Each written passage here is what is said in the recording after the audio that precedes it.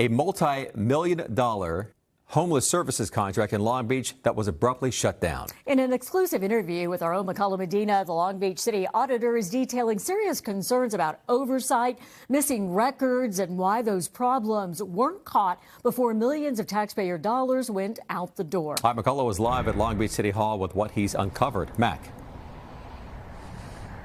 Well, Michael, Kathy, the city auditor says this wasn't just a paperwork issue. She says this really was a systematic breakdown of the city's homeless bureau that made it very difficult for her department to track how millions of dollars were spent.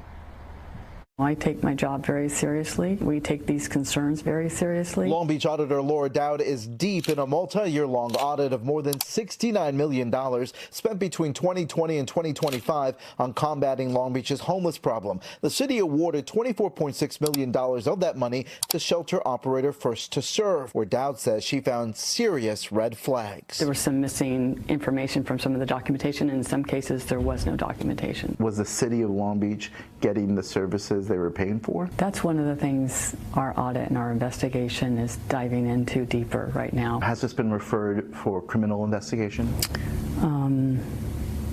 So can we stop the camera for a second? Dow needed a moment to answer because she says it's still an ongoing audit. I've been advised not to address those questions regarding criminal investigation at this time. When we reached out to First to Serve for comment, a PR firm responded for the nonprofit, writing in part, "Our leadership was recently made aware of allegations of irregularities connected to a former employee."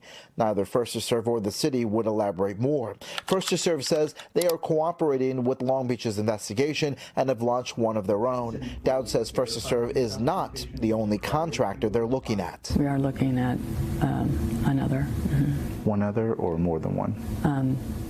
One other. Dowd says the city's homeless bureau leadership should have seen the red flags long before her audit did. Some were in plain sight, like First to Serve's address, operating out of this residential home in South LA, not a business office. When we tried to knock on the door, we were met with these restricted area signs.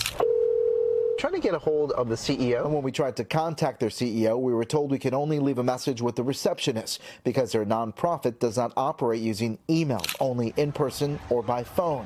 The PR firm didn't comment on that. That would be a red flag for us as well. This is a pretty considerable contract. As it turns out, at least 2 city council members also saw red flags before First to Serve was fired. In this city council meeting in November of 2025, Tanua Thrashin, Took, and Megan Kerr both raised issues when First to Serve's contract came up for a vote. I know we've had several members of the public come before this body who have had some concerns. They said their concerns were more about customer service issues with First to Serve. How have we looked collectively at some of those concerns on the whole? Both wanted a further analysis from Homeless Bureau Director Paul Duncan before they would take up the contract. I think to get deeper into that, is a little bit challenging on the spot. That city council meeting would be the last time First to Serve's contract came up in a public hearing. Behind closed doors, Auditor Dowd says she raised her concerns with the city soon after that council meeting. And 4 months later, on March 31st, it was announced the contract was terminated and the city transitioned to another provider.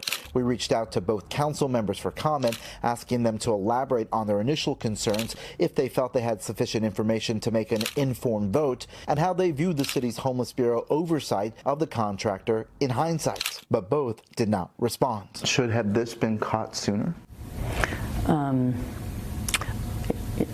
Yes, I think the city does need to do a better job. Dowd says the city's homeless bureau is now tightening controls, including stricter review of invoices and better verification before any payments are made. The city council did vote to approve recommendation to contract with another agency. The changes were evident last week when the bureau switched providers for its still unopened youth homeless shelter, making a last-minute change and citing billing concerns with the city's original choice. It's the latest, though, in a pattern of costly missteps for the Bureau. In 2025, they botched a tiny home project that wasted $2.9 million after buying 33 units and being unable to find a location to house them. In 2024, the agency drew criticism from shelter workers who say they failed to provide adequate support for staff, even as more than 60 people died from various causes while staying in Long Beach shelters since 2021. And despite 5 years of effort, the Bureau's main goal of reducing homelessness is failing.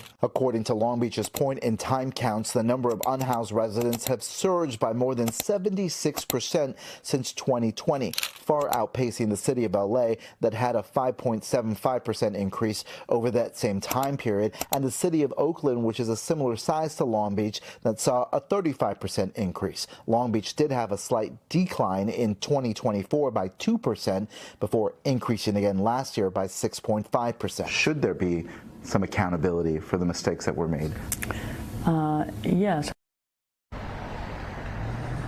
All right, so what will be that total accountability? Dowd says she'll have a better understanding once that audit is complete, which she believes will be at the end of the summer. We also reached out, by the way, to the Homeless Bureau Director Paul Duncan for comment. We did not hear back. This comes as we wait for the 2026 numbers when it comes to homeless here in Long Beach, and a lot of residents here will be asking if the city's job is working or not. We are live in Long Beach. I'm Mekahlo Medina, NBC4 News.